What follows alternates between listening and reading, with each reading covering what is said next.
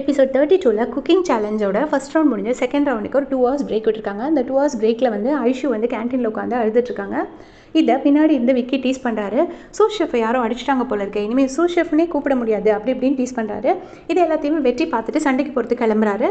அப்போ பாண்டி வந்து தடுத்துடுறாரு. இப்போ போனீங்கன்னா சட்டை கிளியர் அளவுக்கு 2 பேர் சண்டை போடுவீங்க, போகாதீங்க அப்படின்னு சொல்லிடுறாரு. அந்த இடத்த விட்டு ஐஷு அழுதுட்டு வெளியே போயிடுறாங்க. பின்னாடியே வெற்றி போகிறாரு. வெற்றி போயிட்டு என்ன சொல்கிறாருன்னா, என்ன பிரச்சனைங்க உங்களுக்குன்னு கேட்குறாரு. அப்போ வந்து அவங்க சொல்கிறாங்க, ஏதாவது சவுண்டு கேட்டால் நான் பதட்டமாயிடுறேன், அதான் எனக்கு பிரச்சனையாக இருக்குது அப்படின்னு சொல்கிறாங்க. அதை வெற்றி கேட்டுட்டு இருக்கும்போதே ஐஷுக்கு ஒரு கால் வருது. செகண்ட் ரவுண்ட் ஸ்டார்ட் ஆகிடுச்சு, சீக்கிரம் வாங்க அப்படின்னு. உடனே ஐஷும் அவசர அவசரமாக கிளம்பிடுறாங்க. அங்கே போய் பார்த்தா அவங்களோட சிக்னேச்சர் டிஷ் சமைக்கணும் அப்படின்னு சொல்கிறாங்க. உடனே 2 பேர் அவங்களோட சிக்னேச்சர் டிஷ் சமைக்கிறாங்க. இப்போ விக்கி நிறைய சவுண்ட் போடுறாரு. பட் ஐஷு வந்து கூலாக சமைக்கிறாங்க. என்னென்னு பார்த்தா அவங்க காதில் ஹெட்ஃபோன்ஸ் மாட்டியிருக்காங்க. ஹெட்ஃபோன்ஸ் மாட்டிட்டு 2 பேரும் குக் பண்ணி அவங்களோட டிஷ்ஷையும் முடிச்சிடுறாங்க.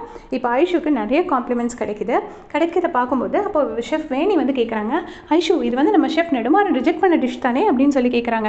இவர் சொல்லி கொடுத்துருப்பார்ல, வெற்றி ஒரு டிஷ்ஷை சொல்லி கொடுத்துருப்பார்ல, டார்க் சாக்கோ கீர்னு, அந்த டிஷ்ஷை தான் பண்ணியிருப்பாங்க. இதை வந்து ரகுபதி சாரும் காதால் கேட்டுருவார். கடைசி இந்த செகண்ட் ரவுண்டோட வின்னராக ஐஷு வந்து செலக்ட் ஆகிடுறாங்க. அதுக்கப்புறமா ரகுபதி சார் தனியாக கூப்பிட்டு நெடுமாறன் கிட்டே, இந்த டிஷ்ஷை போய் நீங்கள் ஏன் சேர்த்துக்கல மெனுவில், ஏன் வேண்டாம் ரிஜெக்ட் பண்ணீங்க, இவ்வளோ நல்லா இருக்குது அப்படின்னு கேட்கும்போது, இல்லை சம்திங் மிஸ்ஸிங் நான் ஃபீல் பண்ணேன் அப்படின்னு நெடுமாறன் சொல்கிறாரு. அதுக்கு வந்துட்டு ரியா, ராஜன் எல்லாருமே இதை வந்து மெனுவில் ஆட் பண்ணணுன்னு தான் சொல்லிட்டு இருக்காங்க. ஸோ நீங்கள் அதை பற்றி திங்க் பண்ணுங்க அப்படின்னு ரகுபதி சொல்கிறாரு. இதுக்கிடையில் லாஸ்ட் எபிசோட்லேயே வந்து நெடுமாறன் வந்து ரகுபதி சார் கிட்ட அந்த மசாலா பேக்கெட்டை விற்கிறதுக்கு வந்து ஓகேன்னு சொல்லியிருப்பாரு. நான் அதை சொல்ல மிஸ் பண்ணிட்டேன். இப்போ இன்னொரு பக்கம் ஸ்ரீநிதி வந்து விக்கிக்கு அட்வைஸ் பண்ணிட்டு இருக்காங்க. நீ இந்த செகண்ட் ரவுண்டில் லூஸ் ஆனதே நினச்சிட்டு இருந்தேன்னா நீ வந்து தேர்ட் ரவுண்டையும் மிஸ் பண்ணிடுவேன். ஸோ நீ அதை பற்றி எதையுமே கவலைப்படாமல் தேர்ட் ரவுண்டில் நல்லா ஒர்க் பண்ண அப்படின்னு சொல்கிறாங்க. அந்த டைமில் பாண்டி கேன்டீனுக்கு வந்துட்டு விக்கியை பயங்கரமாக டீஸ் பண்ணுறாங்க. ஏன்னா லாஸ்ட் ரவுண்டில் வந்து ஐஷோ டீஸ் பண்ணார்ல, ஸோ அதுக்கு பழி வாங்குறாங்க. விக்கியும் கடுப்பாயிட்டு அந்த இடத்த விட்டு எந்திரிச்சு போயிடுறாரு. இப்போ ரகுபதி சாருக்கு ராஜேந்திரன் ஒருத்தர் கால் பண்ணுறாரு. அவர் கால் பண்ணி, நீங்கள் வந்து சிதம்பரம் பற்றி கேட்க சொன்னீங்கல்ல, அவரோட வீடு எங்கே இருக்குன்னு கண்டுபிடிச்சாச்சு, ஊர் சுற்றி கடன் வாங்கியிருக்கான், உங்ககிட்டையும் கடன் வாங்கியிருக்கான். உடனே சச்சா கடன் பிரச்சனைலாம் ஒன்றும் கிடையாது, நான் அவனை உடனே அந்த வீட்டுக்கு வரணும், ஆனால் 1 day ஆகும், நான் இங்கே ஒரு முக்கியமான வேலையில் இருக்கேன் அப்படின்னு சொல்கிறாங்க. அதுக்கு ராஜேந்திரன் ஓகே சார் பரவாயில்ல 1 day கழிச்சு வாங்க அப்படின்னு சொல்லிடுறாரு. இப்போ வந்து என்னாச்சுன்னா, இங்கே கிச்சனை காட்டுறாங்க. இங்கே ஷெஃப் ஜான், ஷெஃப் சிவா, அப்புறம் இந்த ரூம் சர்வீஸ் பசங்க எல்லாரும் சேர்ந்து ஃபன் பண்ணிட்டு இருக்காங்க. ஷெஃப் ஜானை பார்த்துட்டு பில்ஸ்பரி ஆடில் வரக்கூடிய அந்த பொம்மை மாதிரி இருக்காரு அப்படின்னு டீஸ் பண்ணிட்டு இருக்காங்க. பாதி தான் வளர்ந்துருக்காரு அப்படி இப்படின்னு சொல்லிட்டு அவங்க 3 பேர் சேர்ந்து ஃபன் பண்ணிட்டு தேர்ட் ரவுண்ட் ஸ்டார்ட் பண்ணிடுறாங்க.